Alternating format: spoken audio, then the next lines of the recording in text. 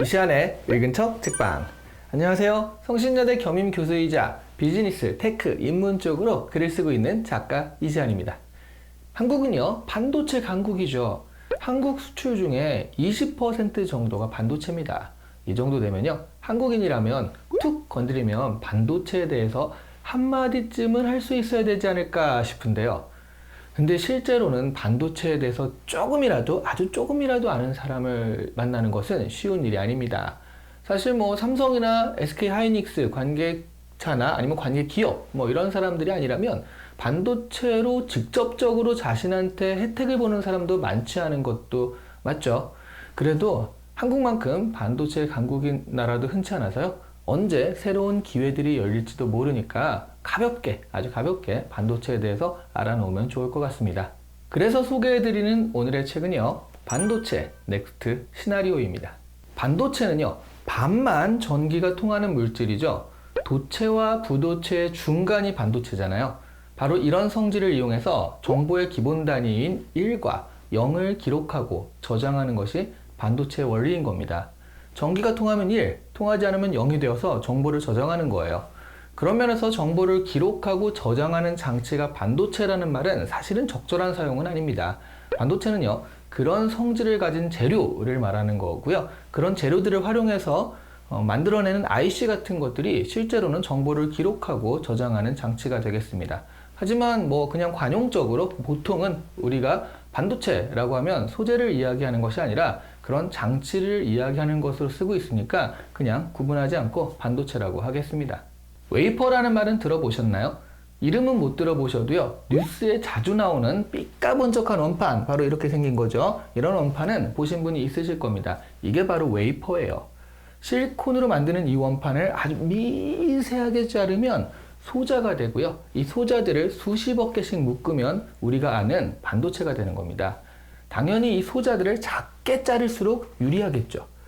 웨이퍼의 그림을 작게 자르는, 그러니까 웨이퍼의 그림을 그린 다음에 그걸 아주 작게 자르는 그런 기술이 그래서 중요한 거예요. 아이폰 13에 들어가는 A15 바이오닉이라는 AP는요, TSMC가 만드는데 5나노미터 공정으로 만들어집니다.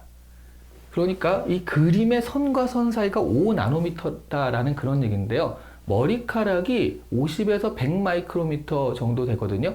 그런데 5나노미터에 비하면 이 머리카락이요, 10,000배에서 20,000배 정도 더 굵은 거예요. 그렇게 정밀하게 그림을 그려야 하는 겁니다. 반도체에는 크게 두 가지 종류가 있는데요. 메모리 반도체와 시스템 반도체입니다. 메모리 반도체는요, 데이터를 저장하는 것이고요. 시스템 반도체는 데이터를 처리하고 연산하는 거예요.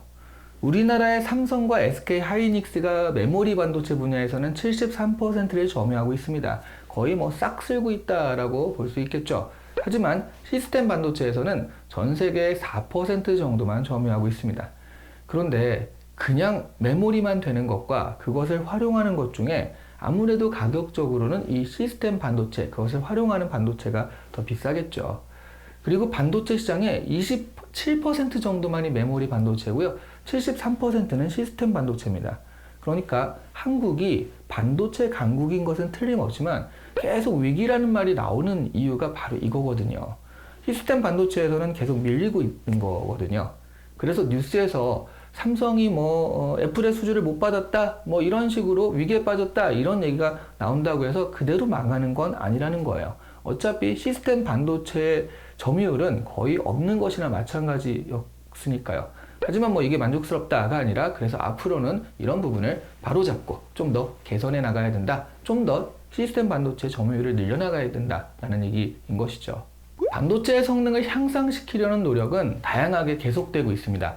웨이퍼를 더 잘게 잘라가지고요, 2나노미터까지 가려고 하기도 해요. 근데 그 외에도 다양한 다른 방법들이 연구되고 있습니다.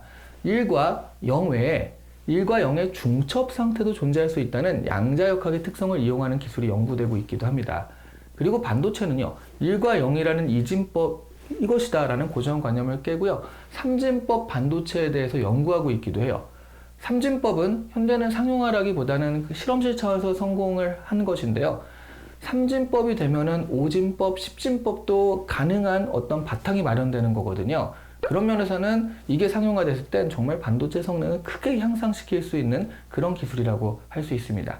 그 밖에 웨이퍼를 동그랗게 만들면 이 마지막에서는 그게 네모가 아니니까 조금 더 효율이 떨어질 거 아니에요. 그래서 네모나게 만들어 가지고 활용률을 높이거나 아니면 신소재를 개발하는 그런 기술들도 연구되고 있습니다. 패키징을 다르게 하는 방법도 있는데요. 소자와 소자 사이를 와이어로 연결해서 전기를 잘 흘러보내게 만드는 게 패키징이거든요. 그런데 기존의 패키징이 이렇게 소자 옆에 있어가지고 이런 1층짜리 단독주택이라면 새로 연구하는 패키징은요, 이렇게 위로 올려버리는 거예요. 그러니까 12층짜리 아파트 이렇게 되는 거죠. 땅은 같은데요, 위로 올려버리니까 이 땅의 집적도를 높이는 거거든요. 문제는 이렇게 되면 와이어로 다른 층과 다른 층의 연결이 잘 안 됩니다. 바로 이 부분을 해결하기 위해서 연구하고 있는 것입니다. 이렇게 반도체는요, 지금 연구 중인 기술이 많은데요. 이런 기술들이 상용화되면 그만큼 경쟁력에서도 크게 앞서갈 뿐더러 반도체를 활용하는 모든 기기들의 성능이 비약적으로 향상되거든요. 예를 들어서 제가 쓰는 스마트폰은요, 이 스마트폰은 현재 메모리가 1테라입니다. 그런데 98년도에 몇백만 원 하는 컴퓨터의 기억 용량이 6기가 정도였어요. 이런 것들이 반도체 발전이 만들어낸 혁명인 거예요. 이건 조금 다른 얘기인데요. 이 책에서는 아주 재미있는 지식이 나옵니다. 전자기기들 보면 초록색 기판을 주로 쓰잖아요. 바로 이렇게 초록색 기판들을 쓰는데 이걸 PCB라고 하거든요. Printed Circuit Board의 준말입니다. 근데 이 PCB가 다 초록색이에요. 왜 그런지 아세요? 예전에는요, 이 PCB의 검수를 모두 사람이 직접 눈으로 했다고 합니다. 이게 붓고 떨어져야 할 때가 잘 되었나를 눈으로 검수하다 보니까 그나마 눈이 가장 편안한 색인 초록색으로 배경을 만들어 주었다는 거예요. 물론 지금은 기계로 하니까 사실 초록색을 굳이 고집할 필요는 없거든요. 그런데 한번 관행이 돼버리니까 이걸 안 바꾸고 그냥 초록색으로 쓰고 있는 것입니다. 사실 이 책의 총 4장의 구성 중에 지금 소개해드린 것은요, 1장에 불과합니다. 뒤에 2, 3, 4장은요, 이런 반도체가 구체적으로 어떤 산업이나 기기에 응용되었는가 여러 기술들을 소개하고 있습니다. 거의 대부분의 미래 기술에는 반도체가 쓰인다고 보아야 합니다. 그러다 보니까 책의 뒤편은요, 다양한 기술을 소개하는 책이 되어버리는 것 같은 느낌이 좀 있어요. 하지만 보다 폭넓게 반도체와 그것이 가져올 미래에 대해서 알고 싶으신 분이라면 이런 구성이 더 도움이 될 수도 있겠습니다. 이 책에서는요, 반도체에 대한 기본적인 지식과 역사, 그리고 시장 상황 같은 것들을 쉽고 재미있게 설명하고 있습니다. 우리나라가 나름 반도체 강국인데요. 반도체에 대해서 뉴스 나올 때마다 도대체 이게 무슨 소린가 하고, 그런데 그 얘기들을 한마디쯤 알아듣고 싶으신 분이라면 한 번쯤 읽어보실만 합니다. 제가 간단하게 소개해드린 것보다 훨씬 더 깊이 있고 재미있는 정보들을 보실 수 있습니다. 오늘 이 시간에 읽은 척 책방은 반도체 넥스트 시나리오였습니다. 그냥 시안 책방의 영상들이 메모리 반도체라면 거기에 좋아요와 구독이 붙으면 이게 시스템 반도체가 되는 거거든요. 보다 가치가 올라갑니다. 시안 책방의 영상들을 시스템 반도체로 만들어 주시길 바랍니다. 감사합니다.